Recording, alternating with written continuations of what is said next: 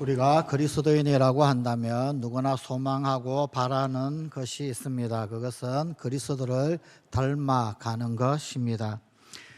우리 기독교 서적, 특별히 기독교 고전 가운데서 성경을 제외하고 늘 랭킹 1, 2위에 베스트셀러에 꼽히는 그런 책이 있습니다. 철로 역정과 더불어서 토마스 아 캠퍼스의 그리스도를 본받아라고 하는 책은 우리 기독교 고전 가운데 늘 순위에 드는 그런 책입니다. 혹 읽어보지 않았다라고 한다 할지라도 그리스도를 본받아라고 하는 책의 제목 정도는 알고 있을 것이고, 혹은 아니면 집에 소장을 한다든지 책꽂이에 꽂혀 있기도 합니다. 그런데 사실 이 그리스도를 본받아라고 하는 책은 읽기가 그렇게 쉽거나 만만한 책은 아닙니다. 워낙 지루하고 특별히 이 현대 트렌드와는 전혀 좀 맞지가 않는, 그래서 참 읽기가 어려운 그런 책입니다. 그러나 그럼에도 불구하고 그 제목에서 주는 강렬한 인상이 있어서 그리스도를 본받고 싶고 그리스도를 닮아가고 싶은 그런 로망이 있기에 혹 소장 정도는 하고 혹 읽지 못했다라고 한다 할지라도 제목은 누구나 다 알고 있는 그런 책이 바로 이 책입니다. 그렇게 모든 그리스도인에게 환영을 받는 이유, 그것은 곧 그리스도를 닮아가고자 하는 우리의 열망 때문인지 모릅니다. 그래서 네덜란드의 역사가인 호이징가는 이런 유명한 말을 남겼습니다. 모든 그리스도인은 그리스도를 본받아를 읽은 사람과 읽지 않은 사람으로 나뉜다. 그러나 이보다도 더 중요한 분류가 있습니다. 그리스도를 본받고자 정말로 노력을 하는 사람, 그리고 그렇지 못한 사람으로 나누는 것입니다. 고린도전서의 말씀은 이런 두 유형의 그리스도인들을 신령한 그리스도인들과 육에 속한 그리스도인으로 그렇게 구별을 합니다. 비록 내가 조금 모자라지만, 내가 부족하지만, 그럼에도 불구하고 그리스도를 본받고자 하는 어떤 노력, 어떤 열망, 그런 것들이 있을 때 그가 신령한 그리스도인이라는 거예요. 그런데 그리스도를 본받고자 하는 그런 아무런 수고, 아무런 열망이 없는 경우를 육에 속한 그리스도인이라고 고린도전서의 말씀은 소개를 하고 있습니다. 그러나 그것보다도 더 중요한 근본적인 질문이 있습니다. 우리가 본받고자 하는 그리스도, 그분은 어떤 분이신가? 도대체 그리스도는 어떤 분이신가? 라고 하는 질문입니다. 왜냐하면 그분이 어떤 분인지를 알아야, 그래야 본을 받든지 말든지 담든지 말든지 할 수 있기 때문일 것입니다. 이에 대해 오늘 우리에게 주신 하나님의 말씀은 부분적으로나마 그 대답을 제시해 줍니다. 오늘 본문 1절에서 하나님은 장차 오실 메시아를 일컬어 내가 붙드는 나의 종이라고 말씀하십니다. 그리고 더 나아가서 하나님은 내 마음에 기뻐하는 자, 내가 택한 사람이라고 말씀하고 있습니다. 사실 이 말씀은 1차적으로 이 이사야서의 그 시절, 그리고 이 이사야의 예언의 배경이 되어지는 그 역사, 그 흐름 가운데 바로 당시 바벨론의 포로가 된 이스라엘 백성들, 그들을 해방시켰던 페르시아의 고레스 왕, 그를 향한 것이었습니다. 기원전 586년경 바벨론에 의하여서 남왕국 유다는 완전히 멸망을 당합니다. 그리고는 바벨론으로 포로로 끌려갑니다. 세계사에 나오는 그 유명한 바벨론 유수 사건입니다. 70년간 바벨론 포로 생활을 하고 난 이후에, 그리고 그들은 다시금 바벨론을 무너뜨린 페르시아의 고레스 왕에 의하여 그 유명한 고레스 칙령이 내려짐으로 다시금 고향 땅에 돌아오게 됩니다. 고레스는 칙령을 내려서 모든 민족들은 자기 나라로 돌아가라, 그리고 특별히 유대인들에게는 예루살렘으로 돌아가서 성전을 다시금 재건하도록 명을 내립니다. 기원전 538년경의 일입니다. 결국 이 일로 인하여서 이 고레스 칙령으로 이스라엘이 조국으로 돌아가게 됩니다. 이스라엘 백성들에게 있어서 이런 고레스는 실로 주가 아닐 수 없었을 것입니다. 그는 머지않아서 오실 메시아의 그림자, 진정한 구세주 예수의 상징 혹은 예수의 예표 메시아의 그림자와도 같은 그런 역할을 한 것입니다.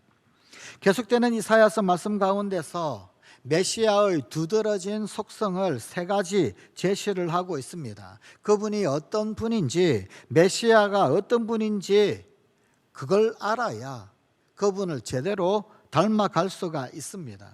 우리가 닮고자 하는 메시아 예수님은 어떤 분이십니까? 고레서를 통해 엿보는 오실 메시아, 그분은 어떤 속성의 소유자이십니까? 우선 그분은 정의로운 분이십니다. 이사야서 40장부터 55장까지 소위 성경학자들이 말하는 종의 노래라고 하는 것이 4편이 등장합니다. 이 종의 노래는 메시아가 어떤 분인가, 하나님의 종으로 오시는 메시아에 대하여 찬미의 노래를 하고 있는 내용인데 그것이 4개가 나옵니다. 그 4편의 종의 노래 가운데서 오늘 우리에게 주신 이 본문 말씀은 첫 번째 종의 노래에 해당됩니다. 여기서 이사야 선지자는 하나님이 예비하사 우리의 구원자로 보내실 하나님의 종을 소개하며 그분을 찬미합니다. 본문 1절 말씀입니다. 내가 붙드는 나의 종, 내 마음에 기뻐하는 자, 곧 내가 택한 사람을 보라. 내가 나의 영을 그에게 주었은즉 그가 이방에 정의를 베풀리라. 그가 이방에 정의를 베풀리라. 성경은 그분이 진실로 정의를 행하실 것이다 라고 노래를 합니다. 그분의 정의로움, 그것이 역사 속에서는 구체적으로 어떤 역할을 했습니까? 고레스 왕이 바벨론을 정복하자마자 시행했던 것, 그것이 그가 행했던 정의는 부당하게 포로 생활을 하고 있는 이스라엘 백성들, 그들에게 자유를 주는 것이었습니다. 바로 자유하게 하는 정의입니다. 메시아이신 예수님이 이 땅 가운데 오신 후 공생의 사역을 시작하시면서 가장 먼저 선포한 메시지, 그 메시지가 누가복음 4장 16절에서 19절 말씀 가운데 있습니다.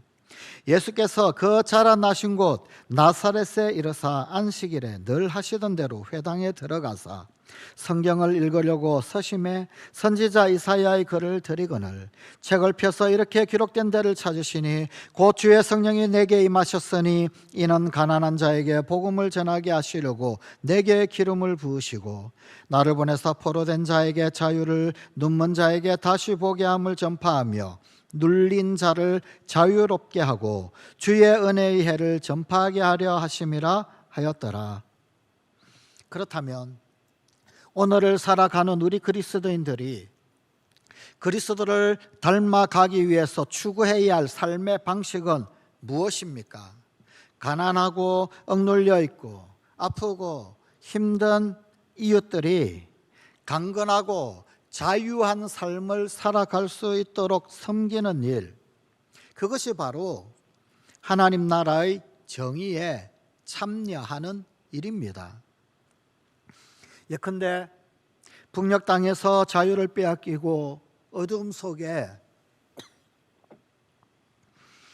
짓눌려서 살고 있는 북한 동포의 인권, 그리고 그 자유를 위해 섬기는 일, 생존을 위해서 목숨을 걸고 남으로 건너온 탈북자들의 친구가 되어주는 일, 말과 언어가 전혀 다른 이국 땅, 이 땅 가운데 와서 고통하는 다문화권 이웃들이, 그 이웃들이 정착할 수 있도록 돕는 일, 사회의 여러 제도적 불평등 때문에 생존조차도 힘겨워하는 주변의 이웃들을 돌아보고 섬기는 일들, 그것들이 바로 이 땅에서 하나님 나라의 정의를 실현하고 신장하는 일입니다. 그들의 눈물을 씻겨주고 그들의 손과 발이 되어줄 때마다 우리는 바로 종의 모습으로 죄인들의 친구가 되어서 이 땅에서 그 짧은 생 마치신 그리스도 예수님을 닮아가게 될 것입니다. 예수님은 산상수훈인 마태복음 5장 특별히 6절 가운데서 이렇게 말씀하셨습니다.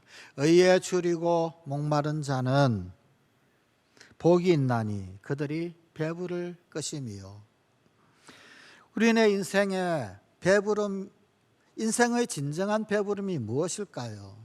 그저 등 따쓰고 배부럽게 그렇게 많이 먹는 것, 배가 터질 듯이 빵빵하게 먹는 것, 그것이 우리네 인생의 진정한 배부름은 아니지 않습니까? 우리가 아무리 먹어도 인생의 허기짐, 우리 인생의 텅 빈 공허함을 느끼는 것, 어쩔 수 없는 그 텅 빈 공허함, 그것은 무엇으로부터 비롯되는 것일까요? 사실은 의에 줄이고 목마른 그것 때문에 우리 인생의 허기가 있는 것이 아닌가요? 우리네 인생의 진정한 배부름은 하나님의 정의를 실현하는 일, 그것입니다. 하나님의 정의를 실현하는 그 일에 쓰임받는 기쁨, 쓰임받는 감격, 그것보다도 더 우리네 인생을 배부르게 하는 일은 없습니다. 계속되는 본문 2절 말씀입니다. 그는 외치지 아니하며 목소리를 높이지 아니하며 그 소리를 거리에 들리게 하지 아니하며. 그분은 정의를 실행하시는 분이시되 온유하심으로 정의를 실행하시는 분이십니다. 오늘 이 본문 2절의 말씀, 이 말씀에 묘사된 메시아의 성품은 한마디로 온유함이라고 할 수 있습니다. 외치지 아니하고 목소리를 높이지 아니하고 그 소리를 거리에 들리게 하지 아니하는 것. 우리는 흔히 사회 정의를 위해서 일하는 사람들, 그들은 거리를 행진을 하고 마이크를 잡고 혹은 아니면 메가폰을 잡고 목소리를 더 높이는 이들, 그런 사람들을 연상하기가 쉽습니다. 워낙 그런 것을 오랫동안 보아왔기 때문일 것입니다. 그러나 성경의 메시아는 그런 분이 아니십니다. 그분은 목소리를 더 높이지 아니하십니다. 정의를 위해 일한다라고 하는 명목으로 폭력을 행사하는 것, 그것은 또 다른 불의를 낳게 됩니다.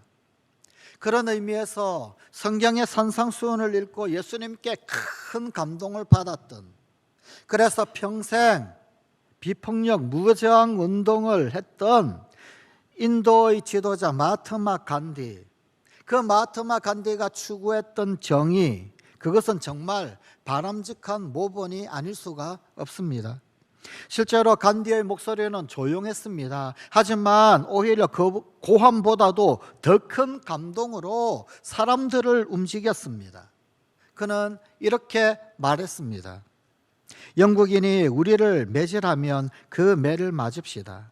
그들이 우리를 감옥에 넣는다면 기쁘게 감옥에 갑시다. 그들을 미워하지 말고 사랑합시다. 우리는 잘못된 제도와 싸우고 있는 것이지 영국인과 싸우는 것이 아닙니다. 사람들은 이러한 마하트마 간디의 정신을 이끌어서 사티아그라라고 부릅니다. 사티아그라, 무슨 말이냐면 이 단어는 진실을 지키는 것, truth holding, 그것을 뜻하는 말로서 진리를 지키는 힘 혹은 진정한 용기를 의미합니다. 그것이 바로 성경이 말하는 원수도 사랑하는 온유의 힘입니다. 예수님은 당신의 존재를 계시하시면서 마태복음 11장 29절에서 이렇게 말씀하셨습니다. 수고하고 무거운 짐진 자들아 다 내게로 오라, 내가 너희를 쉬게 할 것이라. 28점을 말씀하시고 난 이후 29절에서 나는 마음이 온유하고 겸손하니 나의 멍에를 메고 내게 배우라 라고 말씀하셨습니다. 그분은 마음이 온유하신 분이십니다. 그분은 겸손하신 분이십니다. 주님께 배우기를 원하는 자, 주님의 온유함, 주님의 겸손을 배워야 합니다. 그리고 그분의 멍에를 메고 배워야 합니다. 마태복음 5장 5절입니다. 온유한 자는 복이 있나니 그들이 땅을 기업으로 받을 것임이요. 결국 온유한 자가 이 땅 가운데 거룩한 영향력을 드러낸다는 말씀입니다. 또 여기 사용된 온유, 이 온유란 단어의 헬라어는 프라우스라고 하는 말을 사용합니다. 그런데 이 프라우스라고 하는 이 말은 잘 통제된 힘을 뜻합니다. 우리는 어떤 영향력을 주고 혹은 아니면 어떤 임팩트를 주기 위해서는 힘을 한때 모아서 그것을 에너지를 폭발하듯이 강력하게 작동시켜야 어떤 임팩트가 있고 그래야 영향력이 끼쳐지고 그렇게 된다고 생각하기가 쉽습니다. 그런데 온유는 그런 것이 아닙니다. 잘 통제된 힘입니다. 힘을 폭발하는 것이 아니라 조절한다라는 것입니다. 그런데 그 온유한 자가 땅을 기업으로 받는다는 거예요. 이 땅 가운데 진정한 땅의 영향력은 온유함 가운데서 나타나더라라는 것입니다. 사나운 바람, 그 바람이 잡혔을 때 그때 프라우스라고 말합니다. 배를 운행하는 사공들, 그 바람 어떻게 잡을지 몰라 길을 쓰고 애를 쓰다가 드디어 바람이 잡혔습니다. 그래서 배가 잘 통제되게 되었고 갈 길을 잘 가게 되었습니다. 그게 프라우스입니다. 야생마를 길들입니다. 길들여서 드디어 이 야생마를 탈 수 있게 되었고 이 말이 말을 잘 듣기 시작할 때 그때 사람들은 프라우스라고 말을 합니다. 감정을 폭발시키는 것, 그것은 쉬운 일입니다. 그 감정을 잘 통제하여 나를 억압하는 사람에게도 절제된 반응을 보일 줄 아는 것, 그것이 진정 어려운 일입니다. 그리고 그것이 진정한 능력입니다. 돌을 든 사람들이 가늠한 여인을 붙잡아다 놓고 예수님 앞에다가 무릎을 꿇혔습니다. 그리고는 그 바리새인들은 고함을 치면서 모세의 율법에 의하면 이런 여자는 돌로 쳐 죽이라고 그랬는데 당신은 어떻게 하겠습니까? 라고 하며 예수님을 추궁을 했습니다. 그때 예수님은 말없이 몸을 숙여 땅에 손가락으로 글을 쓰셨습니다. 그리고는 다시금 일어나 너희 중에 죄 없는 자가 먼저 돌로 치라 라고 조용히 말씀하셨습니다. 이 말씀은 거기 있는 모든 사람의 양심을 찔렀습니다. 그리고 그들은 하나둘 조용히 그 자리를 떠나 사라져 갔습니다. 이것이 바로 오늘을 사는 우리가 예수님에게서 배워야 할 온유의 능력입니다. 우리가 이런 온유의 사람으로 살고자 할 때 우리의 주인이신 예수님을 닮아가게 될 것입니다. 그분은 어떤 분이십니까? 온유하심으로 정의를 실행하시는 분, 뿐만 아니라 긍휼로 진실된 정의를 실행하시는 분이십니다. 본문 3절 말씀입니다. 상한 갈대를 꺾지 아니하며 꺼져가는 등불을 끄지 아니하고 진실로 정의를 시행할 것이며. 도대체 진실된 정의라는 것이 있을까요? 진실로 정의를 시행하는 것 어떤 것일까요? 상한 갈대를 꺾지 아니하고 꺼져가는 등불을 끄지 아니하며 실행할 수 있는 정의, 그것이 진실한 정의입니다. 이런 배려를 한마디로 긍휼이라고 말할 수 있습니다. 고레스는 바로 이런 긍휼의 지도자라고 할 만합니다. 바벨론에서의 70년 포로 생활로 생명이 다해가는 상한 갈대와도 같은 이스라엘, 꺼져가는 등불과도 같은 그 이스라엘, 그들에게 자유를 주어 살려내었으니 말입니다. 고레스의 정의는 냉혹한 독재적 정의가 아니라 약자를 배려하는 긍휼을 동반한 것이었습니다. 하나님의 아들로 이 땅에 오신 예수님의 공생애 역시 이런 사회적 약자, 특히 병든 자들을 치유하시는 사역으로 시작이 되었습니다. 마태복음 12장 17절 18절 그리고 20절 21절입니다.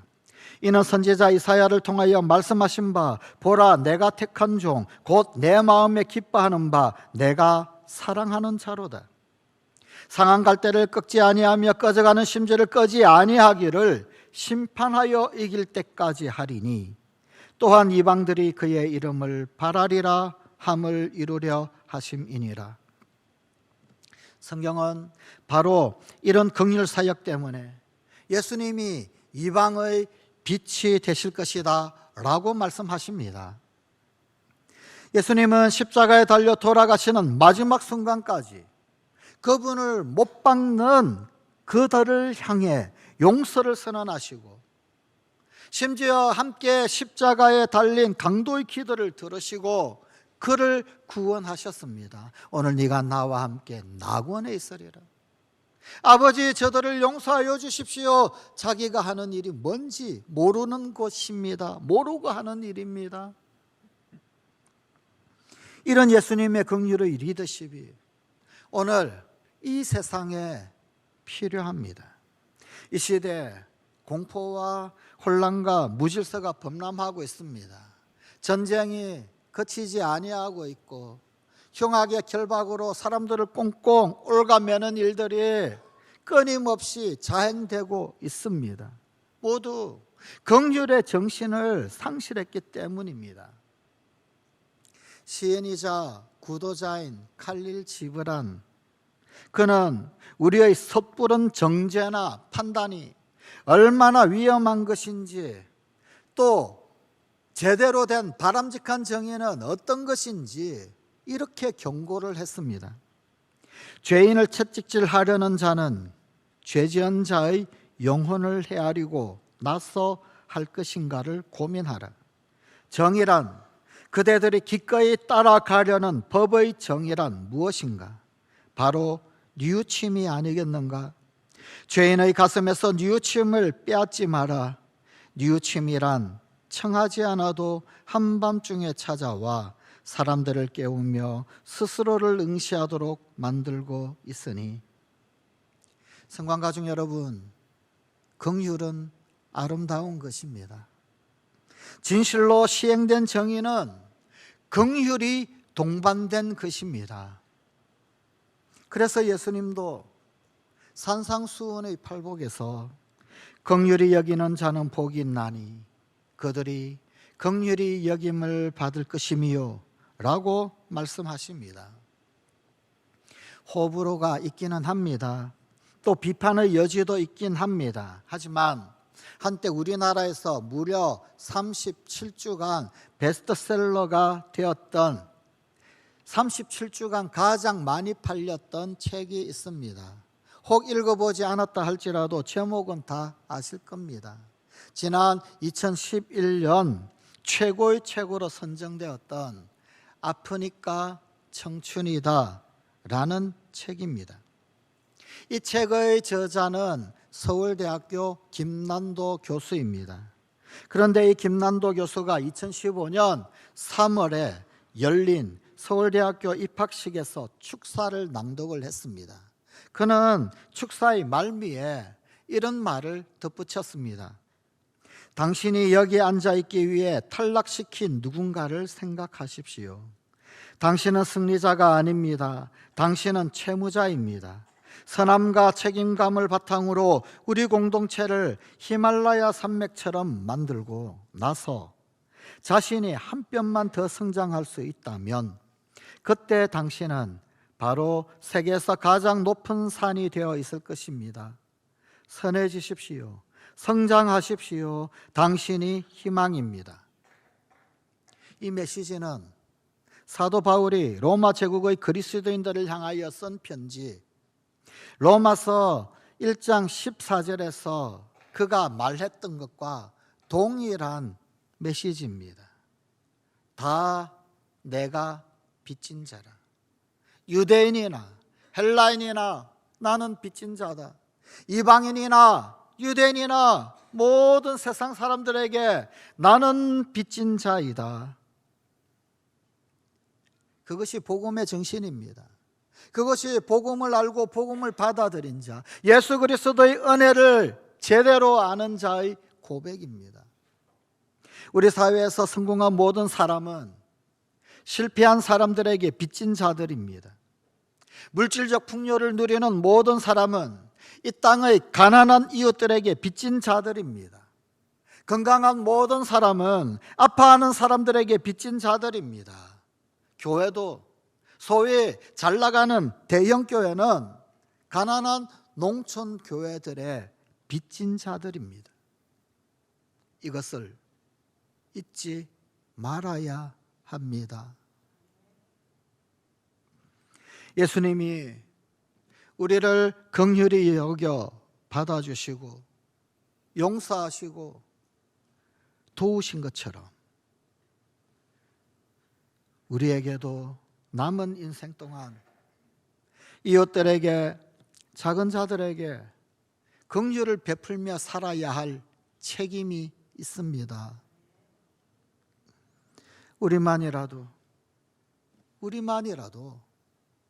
예수님을 닮은 긍휼의 사람이 될 수 있다면, 아니 그런 긍휼의 사람이 되고자 고뇌하고 기도하고 몸부림치는 사람이 될 수 있다면 아직 희망이 있습니다. 이 나라의 백성, 이 민족 가운데 한국 교회에 아직 소망이 있습니다. 그러나 우리가 작은 성공에 취해서 주변의 힘들고 아파하는 이웃들을 망각해 버린다면 어디에서 희망을 찾을 수 있을까요? 사랑하는 성관가족 여러분, 주님을 사모하며 기다리는 이 대림의 절기에 오늘 예수님이 오셔서 그대는 진정으로 나를 닮고자 하는가? 라고 물으신다면 무엇이라 대답하시겠습니까? 하나님과 동행하시며 영광과 찬송을 받기에 합당하신 하나님 본체의 그분이신, 그 자체이신 주님은 당신의 모든 영광을 버리고 이 땅 가운데 오셔서 가장 낮은 자로, 작은 자로서 누군가 받아야 할 고통과 죄를 고스란히 짊어지시고 십자가에 달리시며 대신 피를 흘리셨습니다. 이 주님을 사모하며 기다리는 이 계절, 우리의 삶은, 그분을 따라가는 우리의 삶은 어떻게 달라져야 할까요? 기도하십시다.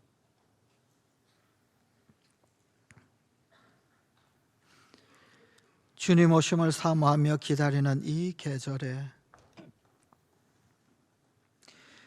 우리 주님 영광의 왕으로 이 땅 가운데 다시 오실 때 땅끝에서 주님 만나 뵐 그때 우리 주님 앞에 내어드릴 그 열매가 무엇일지, 우리 주님 앞에 올려드려야 할 우리 품에 안긴 그 바구니에 무엇이 들어있을지 똑똑히 바라보며 예비하며 주님 앞에 내어드릴 것 준비하는 이 계절이 되는 우리 성관 가족들 되게 하여 주시옵소서. 우리 주님 참으로 정의로우신 분, 그러나 온유하심으로 그 정의를 드러내셨고 긍휼로 진실된 정의를 시행하셨음을 똑똑히 보아 알며 우리 주님 그 거룩한 긍휼의 정의를 뒤따르는 우리 사랑하는 성관 가족들 되게 하여 주시옵소서. 우리 주 예수님 이름으로 기도드리옵나이다. 아멘.